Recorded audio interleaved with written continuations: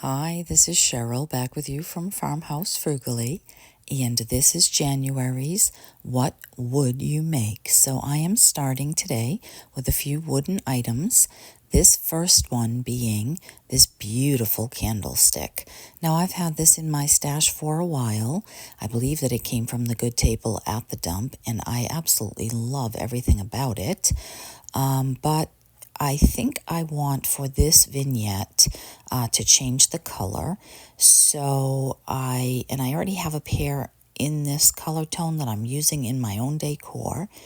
So I cleaned this up real good, taking just a latex paint that I had gotten from Home Depot for a different project and have already pre-mixed. So I can't tell you the color of that. And I also have this little salt and pepper shaker here that looks like a bird and is absolutely sweet, but it has, of course, the little holes. So I'm just taking some of my paper clay and some Elmer's glue, and I am just gluing that right over that and pressing the clay down into that and then smoothing it all out and around. And then once that dries, I am going to have to paint that. Now this month's collaboration is hosted as usual by Connie and Brenda, and I'm sure you've seen their channels before here, but if not, certainly below is the name, and I will have it in the description box for you to check out their channels. And their guest host is the Grace Life DIY home, and you'll want to see those as well as all the collaborators that are in the playlist that have joined to create in this wonderful, fun monthly collaboration. So then, once I was finished there with the bird, I went back and gave the candlestick a second coat of paint, and it did cover very well with just 2 coats. And then I did go to that bird once the clay was a little bit dry. Paper clay dries fairly quickly. I like that paper clay. And I am pouncing here with this more linen colored paint because of that area that I put the clay on. It's obviously not going to be perfectly blended and smooth, so pouncing here will give me a little bit more texture all around the entire bird so that it won't look too odd. And then it did take 2, maybe 3, I think 3 coats of the paint to cover that clay here with the bird. And then I did take my finger sander once that was dry and just sanded here and there on the candlestick because I did want some of that lovely dark color to come back through. And I also wanted to take my watered down antiquing wax and go over this entire thing because I love this green, but it is a little too mint green maybe for my decor, and I also really love anything vintage.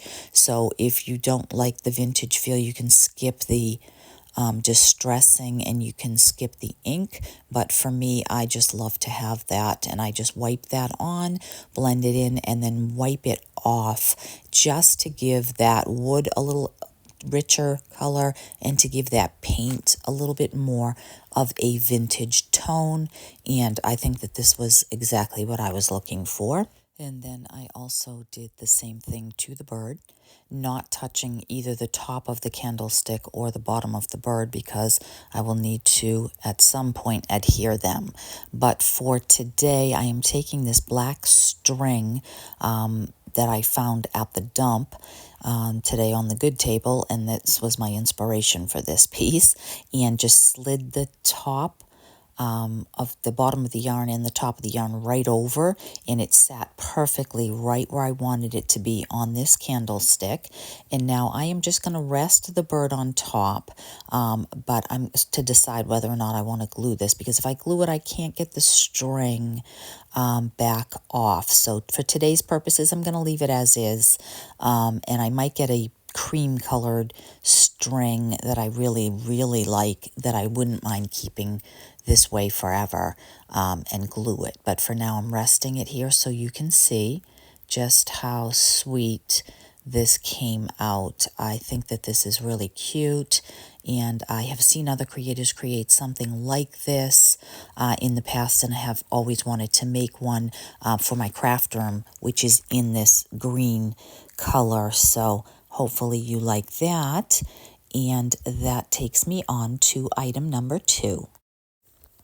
Keeping with the bird theme and the green, I decided to take this wooden box that I picked up today on the good table at our dump, and it is a lovely box, a pretty good size with this nice cover on it from a company called Olive and Cocoa, which I have never heard of, and I do not know what came in this, if it was food or what. If you know, let me know. And I just went ahead and painted this entire box outside in this same green, leaving the interior intact. And really, I'm only not dry brushing, but just giving it one coat. I don't really want it to cover every single, thing. I don't mind sanding back to some of this beautiful wood, which I primarily did around the edges of the box after I added this beautiful transfer. Now, this is a large transfer. It's called Blossom Flight by Redesign, but with Prima, and it is great for like one large piece of furniture. It goes on and on, but for me, I think that it is good to be broken up since it is a lot of the same. So I like to put little bits and pieces here and there. This is even rather a large piece of it, in my opinion, for one item. But I do love it. My son and his girlfriend gave me this, I believe, for Mother's Day, or maybe my birthday, and I haven't even used it yet, so I've been waiting to do something spring-like, and I love the blossoms, and I love just the beautiful, beautiful colors in it, and it does have a little bit of this green, and so I am just using a stick and transferring that on just to the top of the box and pulling that off, and then burnishing the top, and already loving this. Once I finished with that, then there's a couple things that I still want to do here with this box. First, I'm going to sand just lightly, bringing back a little bit of the wood here and there, and all the way around. I like especially to do it on the edges, places that it might naturally bump, so that you can make it look a little bit more vintage and worn. And then I left the olive and cocoa.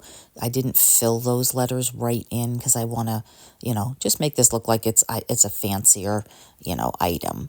I'm not sure what I'm going to hold in this box or if I'm going to sell it, but I think that either way, I like to have the letters showing.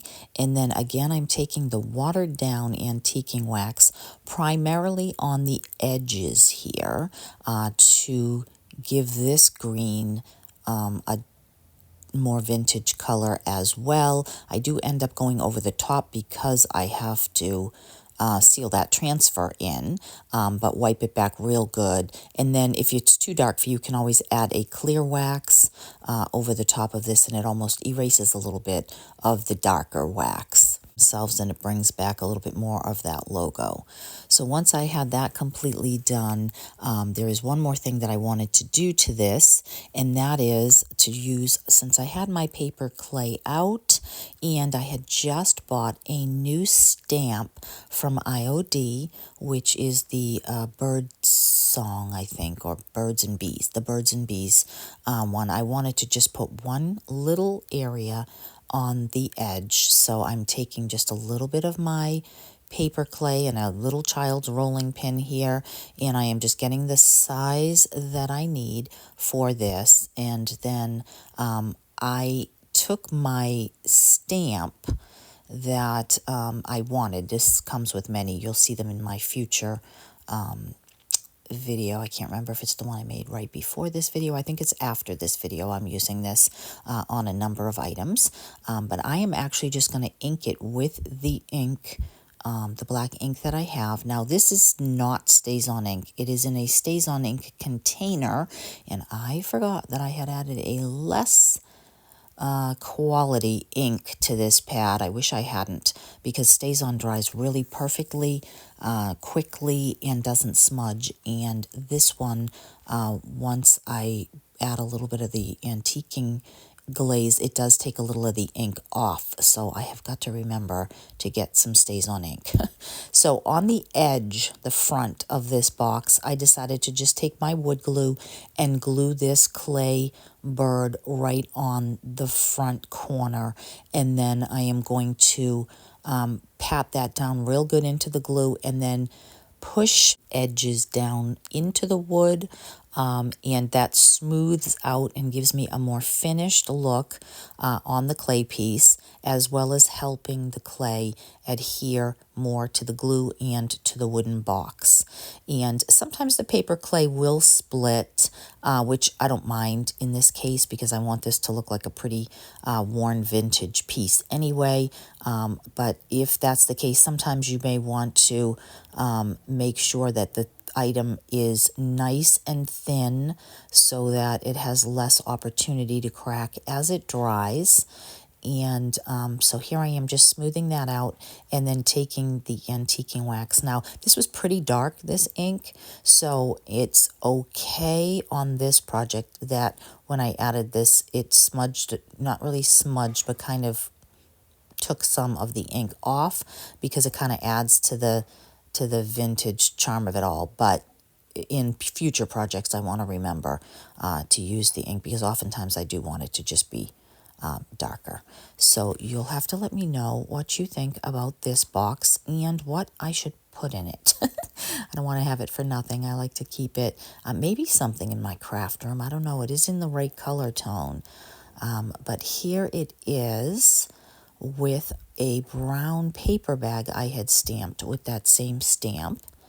And then that is going to take me on to, I'm keeping with the bird theme and the spring feel of things on this final one as well. And I have an entire video coming out about many ways of doing this particular item, but I want to show you just one here, and that is using a little gardening peat pot. And they are very inexpensive. You can get a whole sleeve of them on Amazon for a cents a piece. They don't cost much at all. And I do want on this one to use a little bit of wire, and I am going to just poke some holes before I begin, so that at the end I can add this little handle and have it right where I want it to be. But I don't want to add that until the very end. So what I am going to do first is I am going to decoupage a gorgeous napkin that I have in my stash with this nest. Now you can paint the peat pot white first, and it does show up better, and I usually do that depending on the color of the napkin and the way that I really want the finished product to look. But this time I want this to be real old, vintage, worn, so I am going to just decoupage this directly on to that peat pot, and it is going to fade primarily in to it and be much less noticeable. But I have used these like this before, and I do like to paint white underneath it to let that look nice and crisp.